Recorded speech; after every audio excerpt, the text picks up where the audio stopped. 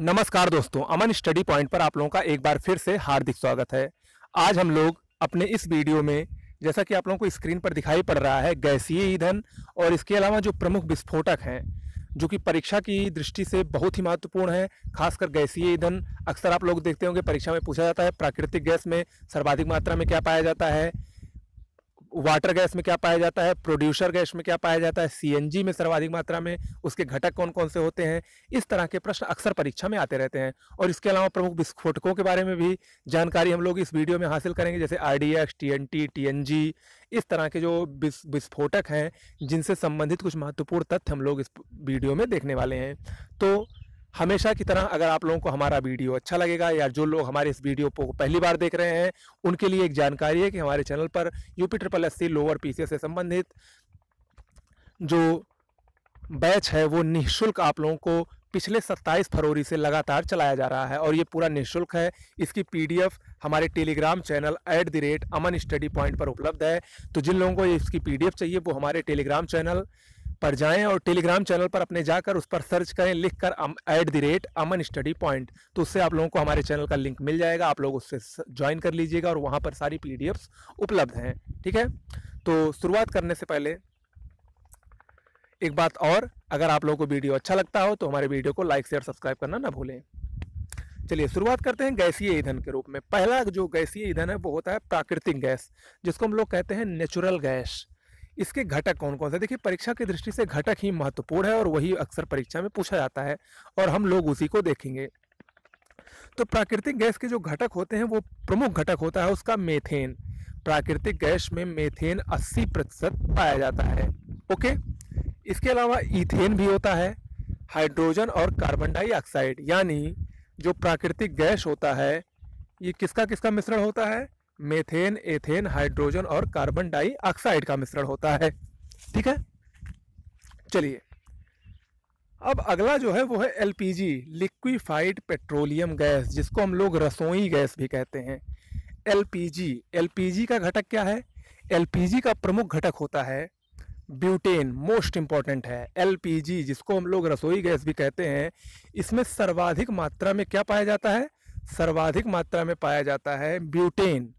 इसके अलावा propane, ethane और आइसोब्यूटेन भी पाया जाता है, लेकिन इसका मुख्य घटक ब्यूटेन होता है। एलपीजी यानी रसोई गैस में दुर्गंध के लिए सल्फर यौगिक यानी एथिल मरकैप्टन का प्रयोग किया जाता है। जो हम जब रसोई गैस सिलेंडर से जब गैस निकलने लगती है तो हमको जो गंध आती है वो किस लिए आती है, क्योंकि उसमें एथिल मरकैप्टन का प्रयोग किया जाता है। और हम लोग जानते हैं कि रसोई गैस से खतरा रहता है, इसीलिए इसको मिलाकर, सल्फर यौगिक को यानी एथिल मरकैप्टन को मिलाकर हमको पता चल जाता है कि गैस लीक कर रही है या निकल रही है। कुल मिलाकर एथिल मरकैप्टन का प्रयोग किया जाता है। इसके अलावा सिगरेट लाइटर में ब्यूटेन का प्रयोग होता है। ध्यान रखिएगा, जो सिगरेट पीने के लिए लोग लाइटर का उपयोग करते हैं उसमें भी ब्यूटेन का प्रयोग किया जाता है। अगला है गोबर गैस, जिसको बायोगैस कहते हैं। गोबर गैस ये मुख्यतः मेथेन का मिश्रण है। मेथेन इसमें 60 से 70% पाया जाता है। इसके अलावा कार्बन डाइऑक्साइड भी इसमें पाया जाता है। अगला है भाप, अंगार या जल गैस, जिसको वाटर गैस कहते हैं।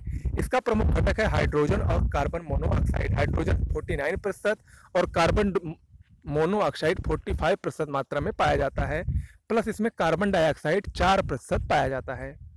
हाइड्रोजन एवं एल्कोहल के निर्माण में अपचायक के रूप में भाप अंगार गैस का प्रयोग किया जाता है। अगला जो है वो है वायु अंगार गैस, जिसको हम लोग प्रोड्यूसर गैस कहते हैं। प्रोड्यूसर गैस ये लाल तप्त कोक यानी कोयले पर वायु के प्रवाह से निर्मित होता है। इसका घटक कौन सा है, नाइट्रोजन, कार्बन मोनोऑक्साइड और कार्बन डाइऑक्साइड, लेकिन इसमें नाइट्रोजन प्रमुख मात्रा में यानी 70% पाया जाता है। इसका उपयोग कांच एवं धातु निष्कर्षण में होता है। ठीक है, अगला है कोल गैस। कोल गैस ये कोयले के भंजक आसवन से प्राप्त होती है। इसका प्रमुख घटक हाइड्रोजन है 54%, इसके अलावा मेथेन है 35%, कार्बन मोनोऑक्साइड 11% और कार्बन डाइऑक्साइड 3% है। ठीक है, तो देखिए इसमें आप लोग घटक याद रखिएगा और जो सर्वाधिक मात्रा में पाया जाता है उसको तो जरूर याद रखिएगा। ओके, इसके अलावा अगली है सीएनजी। इसका फुल फॉर्म होता है कंप्रेस्ड नेचुरल गैस। इसका प्रयोग वाहनों में होता है और इसको पर्यावरण मैत्री ईंधन भी कहा जाता है, क्योंकि इससे पर्यावरण को कोई नुकसान नहीं होता है। मेथेन को उच्च ताप पर द्रवित करने पर मेथेन को अगर हम उच्च ताप पर द्रवित करते हैं तो सीएनजी का निर्माण होता है। ठीक है, इसका घटक क्या है? CH4 प्लस ईंधन, यानी मेथेन इसमें मुख्य रूप से पाया जाता है। अगला है गैसोहॉल, इसको स्वच्छ ईंधन कहा जाता है। गैसोहॉल में पेट्रोल और अल्कोहल का मिश्रण होता है, जिसमें पेट्रोल 90% और अल्कोहल 10% मिला होता है।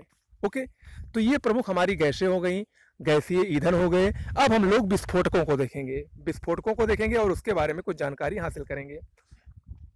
विस्फोटकों में सबसे प्रसिद्ध है RDX। इसका फुल फॉर्म है रिसर्च एंड डेवलप्ड एक्सप्लोजिव।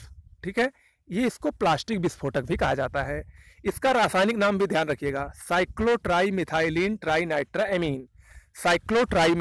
ट्राइनाइट्राएमीन। ये रासायनिक नाम है RDX का। इसको अन्य अलग अलग देशों में अलग अलग नामों से जाना जाता है। तो किन देशों में किन नामों से जाना जाता है, इसको हम लोग देखते हैं। इसको USA यानी अमेरिका में साइक्लोनाइट कहते हैं, जर्मनी में हेक्सोजन कहते हैं और इटली में T4 कहा जाता है। प्रश्न अक्सर पूछता है कि T4 क्या है, तो अगर आप लोगों को ये नहीं पता होगा T4 RDX ही है, तो आप लोग गलत उत्तर देकर आएंगे। ठीक है, RDX में तापमान बढ़ाने के लिए एल्यूमिनियम चूर्ण का प्रयोग होता है, इसको भी याद रखिएगा। अगला जो विस्फोटक है वो है डायनामाइट। ये भी मोस्ट इंपॉर्टेंट है। इसका आविष्कार या इसकी खोज अल्फ्रेड नोबेल ने की थी 1867 ईस्वी में। इन्हीं के ऊपर नोबेल पुरस्कार भी प्रदान किया जाता है। तो जो डायनामाइट है ये नाइट्रोग्लिसरीन तथा लकड़ी के बुरादे से निर्मित होता है। अगला विस्फोटक है TNG का फुल फॉर्म होता है ट्राई नाइट्रोग्लिसरीन। इसका प्रयोग डायनामाइट बनाने में होता है। इसको नोबेल का तेल भी कहते हैं। ये रंगहीन तैलीय द्रव होता है। सांद्र H2SO4 प्लस सांद्र HNO3 की ग्लिसरीन से अभिक्रिया से इसका निर्माण किया जाता है। ठीक है, अगला है TNT ट्राइनाइट्रोटालुइन। इसका जो निर्माण होता है वो टालुइन और सांद्र H2SO4 और सांद्र NH3 से मिलकर किया जाता है। अगला है TNP ट्राइनाइट्रोफिनॉल। इसको पिक्रिक अम्ल भी कहते हैं। तो ध्यान रखिएगा, आपको इन पांचों विस्फोटकों का नाम याद रखना है।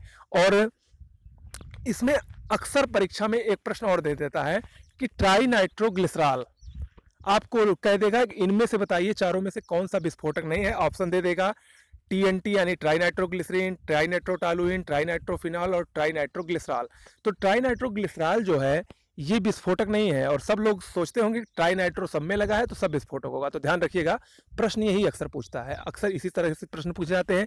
ये जो मैं प्रश्न आपको बता रहा हूँ जिसकी पूछने जाने की संभावना है या जिस तरीके से प्रश्न पूछे जाते हैं, जब मैं टेस्ट सीरीज कराऊंगा तो मैं खुद इन सारे प्रश्नों को बनाकर आपको करवाऊंगा।